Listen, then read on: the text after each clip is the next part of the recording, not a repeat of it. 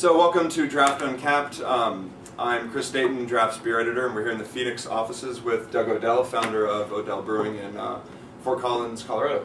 So Doug, tell us what's new with the brewery these days. Well, we just finished our expansion. When we built our brewery in 1994, we started our brewery in 1989, but ran out of space in that place, so we built our brewery in 1994. Back then, we figured that even with adding on a little bit, that we could ultimately brew about 50,000 barrels in that facility.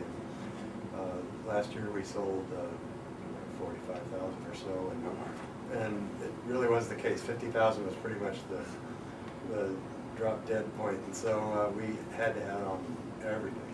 Restrooms, starting with restrooms, parking, bigger tap room, bigger warehouse, bigger cooler, more fermentation, more offices. So we got all that done, and now it's life is good again. When was that completed? About a month and a half ago. You started in 1989, you said. Yes. And I know I read that when you first started, you were basically hand delivering kegs to local clients and stuff like that. Now, I mean, you guys, 20 years later, you guys are far beyond that. But also, one thing I thought was really cool is the Chamber of Commerce in Fort Collins. They've kind of designated, or they're designating a beer triangle in Fort Collins. That's right. As kind of a commerce tourist attraction. I mean, what does that mean for someone who got their start on such a small level in Fort Collins to see the Chamber of Commerce actually backing you and the other breweries in the area? Well, I think it's great. I think it shows just the contribution to our community that I think the breweries in Fort Collins give, and it's nice to be recognized by the chamber, and also it's not just the chamber, but the city officials are. I think it's very positive to have the breweries in Fort Collins and the Convention and Visitors Bureau as well. Yeah. And so I think it's just great to be a part of having started all that and gotten it to this point where we can contribute so much. So what's new for 2010? You guys have any big plans in terms of new beer that you're unveiling? Well, we've got a couple of them here. The Mountain Standard has actually been out for a while now, but pretty proud of the summer seasonal that we're bringing out for the second year in a row, the St. Lupulin, and then also a new 750 bottle that we just brought out last week, Saboteur, and we'll talk about what these beers are and how they taste. Cool. Well, we thought we'd start with the St. Lupulin. It's our summer seasonal, and this beer is what we call an extra pale ale, and I think what this beer features is a light malt touch. It's, as you'll see the color of it, it's pretty golden in color. You might even call this a American version of a British Gold. Okay. So we use a lot of Byron Pilsner malt in this beer and Carafoam from Byron, try and keep the color lighter, so a nice refreshing look to this beer for the summer. Although it is 6.5% alcohol. Was it really? Yeah, so that's the kicker for our lawnmower beer. I really wanted to have a beer that was really not an IPA by any means. Just really focused on the flavor, hop flavor, and hop aroma. Our concept behind this was that we did want to showcase the hops. Yeah. But we already have an IPA and a pale ale, and so we wanted to do something different on the lighter colored side for the summer. Yet still be able to have a nice crisp hop flavor aroma in there. So that was the motivation behind this beer. And we feature our hop back with this. We use whole flower hops in our hop back, which is post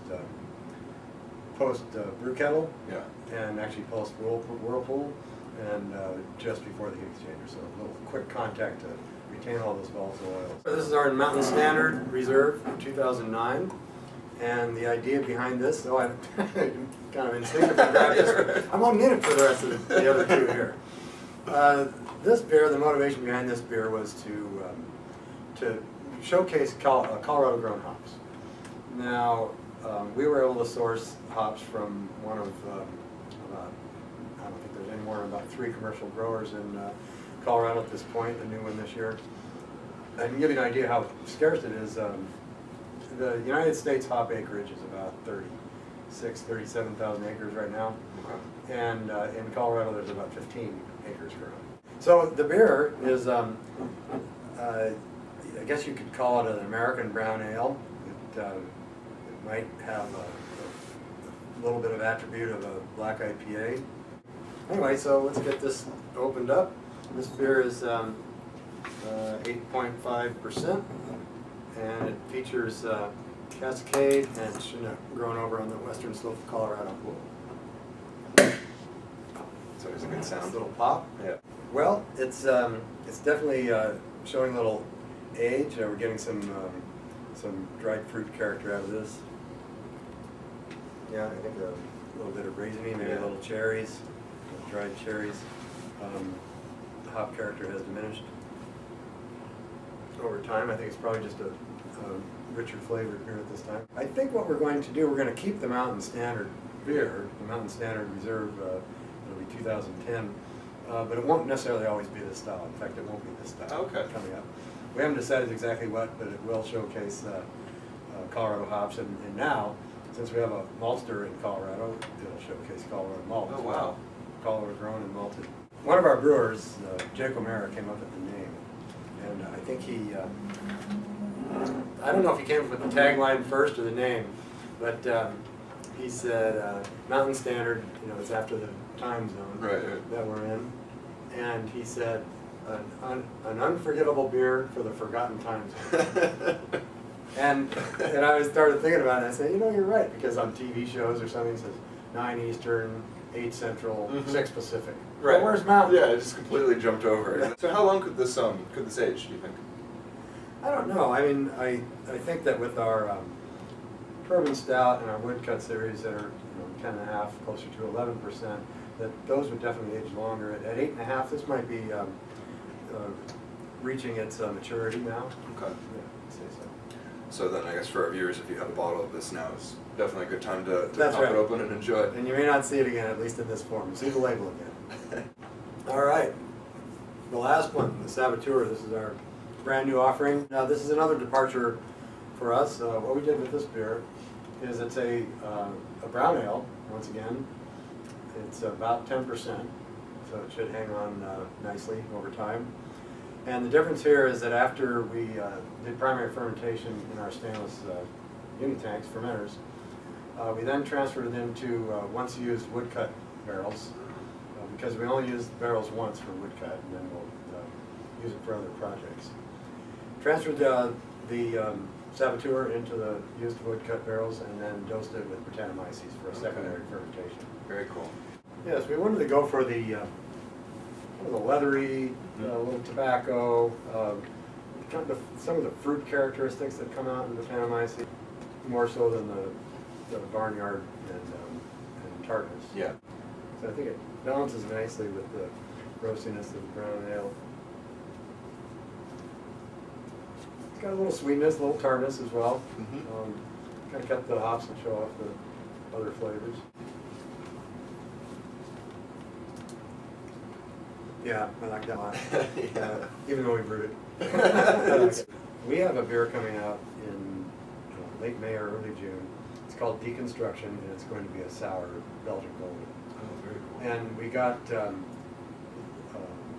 a lot of the sourness characteristic from just cultures we cultured up in and around Fort Collins. Really? Yeah, so so we've got some local tartness, whatever it is. That's pretty cool. And if you mix that with local malts and local hops, then it's about as local as you can get, right? That's true, I think so. Yeah. So we're looking forward to that. And it's a combination of, it's going to be aged in, some of it in stainless, some in red wine barrels, some in old woodcut barrels, and some in kind of really steamed out, purged out bourbon barrels. Well, Doug, I appreciate you stopping by. Definitely see us next time you're in Phoenix. Okay, Cool. and you can promise that it's a 70-degree day in late April again? And we'll go play golf or something. Okay. All right, thanks a lot. Chris.